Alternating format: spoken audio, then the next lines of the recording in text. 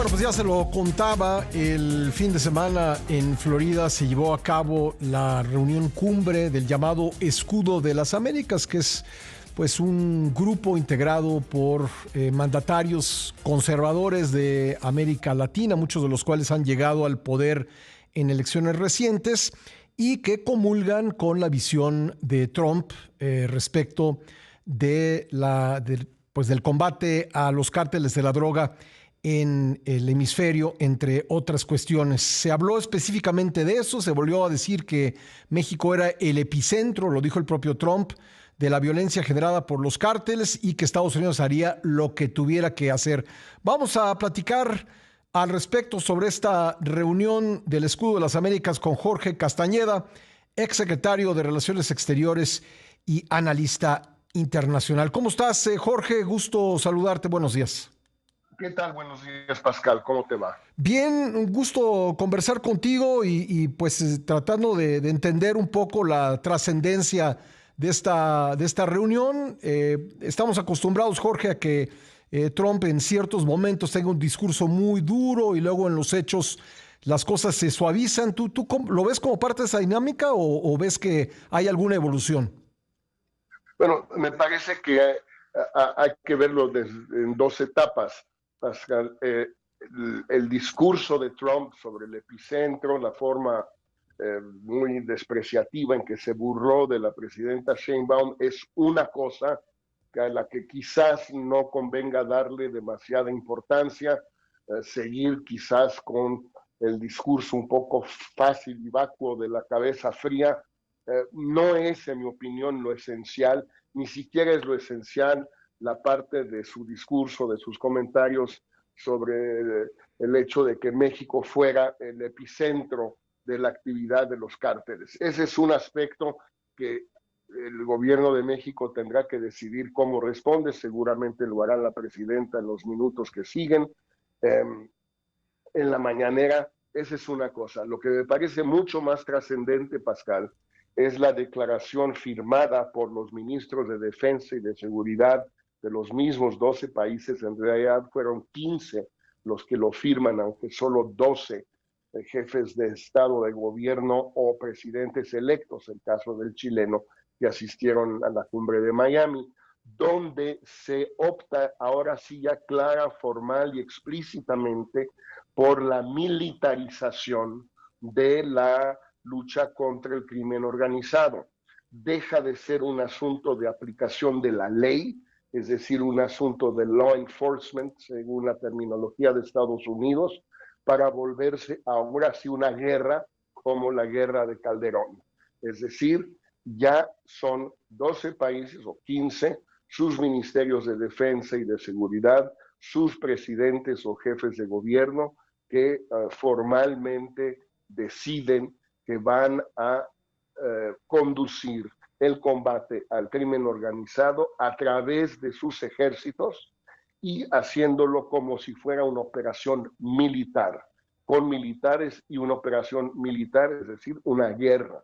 Esto sí me parece un cambio trascendente porque si bien muchos países en lo individual ya habían hecho esto en los hechos, el caso más notable desde luego es el de México, Estados Unidos no se había siempre sumado a esto, incluso más bien insistía Estados Unidos, recordarás, Pascal, la iniciativa Mérida de los gobiernos de Bush y Obama con Calderón y después un poco con Peña Nieto, de que junto con el combate había que llevar a cabo reformas del sistema de administración de justicia, las cárceles, etcétera, formar policías, etcétera. Ahora parece que ya se consagra la militarización del combate al crimen organizado y eso me parece mucho más importante, Pascal.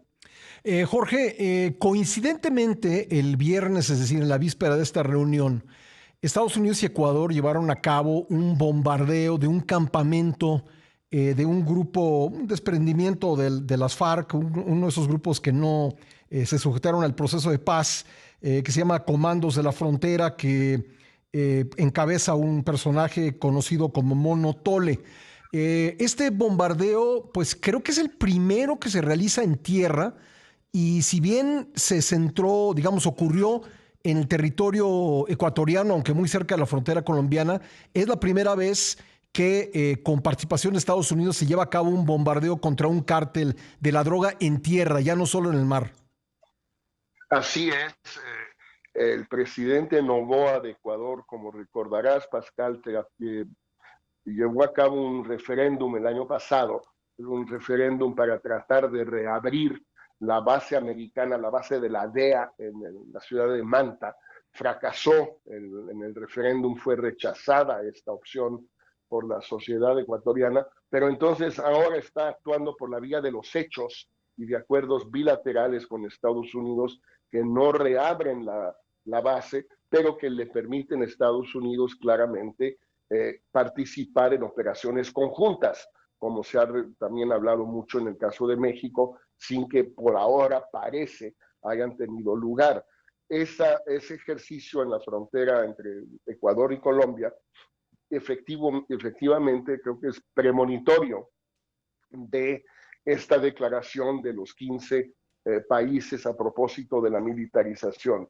Es decir, vamos a ir viendo cada vez más participación de Fuerzas Armadas de Estados Unidos junto con Fuerzas Armadas de todos estos países, algunos desde luego más que otros, en esta guerra o este combate al crimen organizado. Ahora sí es la guerra de Estados Unidos y los demás países que firmaron ahí y contra el crimen organizado. Jorge, permítame hacer una pausa. Me gustaría preguntarte algunas cosas más. Regresamos enseguida para continuar esta conversación. Conversando con Jorge Castañeda, exsecretario de Relaciones Exteriores y analista internacional, sobre la reunión del llamado Escudo de las Américas el fin de semana en Florida. Jorge, déjame ponerte aquí un punto para la reflexión. Dado que estamos viendo un cambio político en varios países de América Latina, un giro a la derecha, si lo podemos decir así, ¿qué tanto tiene que ver eso, en eso el fracaso de los gobiernos anteriores, los gobiernos, pues, definámoslo como queramos, desde bolivarianos hasta de izquierda, en el fracaso de estos gobiernos en la lucha contra la inseguridad?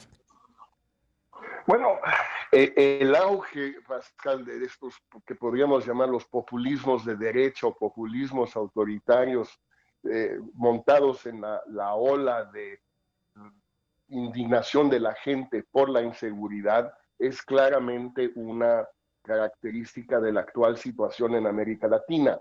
Lo hemos visto recientemente en Chile y en Costa Rica, donde ganaron elecciones presidenciales candidatos claramente partidarios de la mano dura contra el crimen organizado, contra la inseguridad, contra la violencia, aceptando desde luego que en ambos países los niveles de violencia son casi un chiste comparado con lo que tenemos nosotros aquí en México. Por ejemplo, esto ya había sucedido desde luego antes con Bukele, en alguna medida en Honduras, y en Argentina incluso, que tiene uno de los niveles de violencia más bajos de toda la región. Entonces sí hay claramente una indignación de la gente, un rechazo de la gente, de los electorados, frente a lo que consideran como el fracaso o bien de los gobiernos de izquierda. Claramente ese es el caso de Chile y el caso de Argentina, aunque en Argentina pesa más lo económico, y puede ser el caso de ahora pronto en Colombia, que ha vuelto a padecer niveles de violencia que no se veían desde hace años, y eso puede suceder o no con una candidata uribista a la presidencia. Las elecciones ahí son dentro de pocos meses, ya hubo elecciones legislativas ayer, y consultas dentro de la izquierda principalmente, de la derecha también, especies de primarias. Entonces sí existe eso, y entonces estos gobiernos que se reúnen con el presidente Trump en Doral, Miami, son resultado de esa ola, de esa indignación, de ese rechazo, y a su vez lo potencian, porque se suben, se trepan esa ola y la motivan, la impulsan, la justifican. Insisto, el caso de Chile es sintomático. Los niveles de violencia en Chile son muy bajos, aunque más altos que antes. Habían venido bajando en los últimos 3 años, sobre todo bajo la conducción de la ministra de Seguridad, Carolina Tobar, pero al candidato y ahora presidente electo y a partir del miércoles presidente ya en funciones, Jorge Kast, no le importa que los números sean un poco mejores. Él dice que va a recurrir a la mano dura, a la mano firme para combatir al crimen organizado con las fuerzas militares, con Estados Unidos, etcétera, etcétera. Y esa es una realidad de la América Latina hoy que no ha surgido todavía en México, afortunadamente, pero no se puede descartar.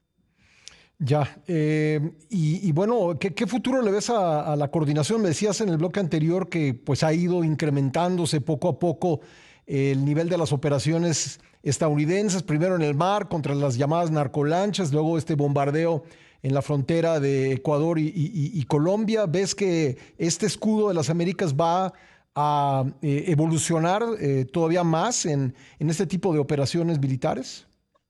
Me da la impresión que sí, Pascal, aunque con Donald Trump es imposible saber cuándo y dónde. No hay manera, no es predecible. Puede ser que sea en México, puede ser que sea en otros países. Si siguen adelante con las acusaciones contra los dirigentes cubanos en cortes americanas, en cortes de Miami, acusándolos nuevamente de asesinato, de narcotráfico, etcétera, todo lo cual no es cierto, pero de nuevo no importa.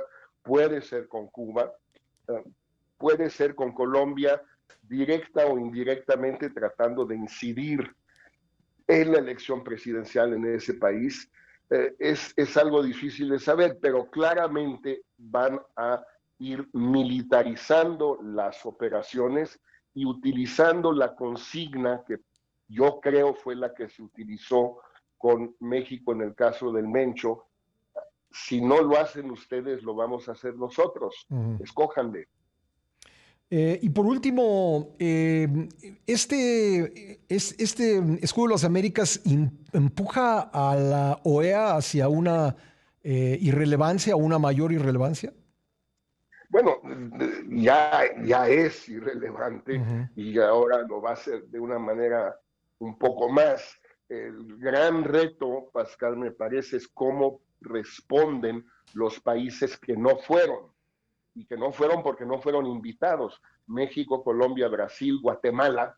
Muy importante tomar nota del hecho de que el presidente Arévalo no fue invitado y no quiso negociar o algo para que sí lo invitaran.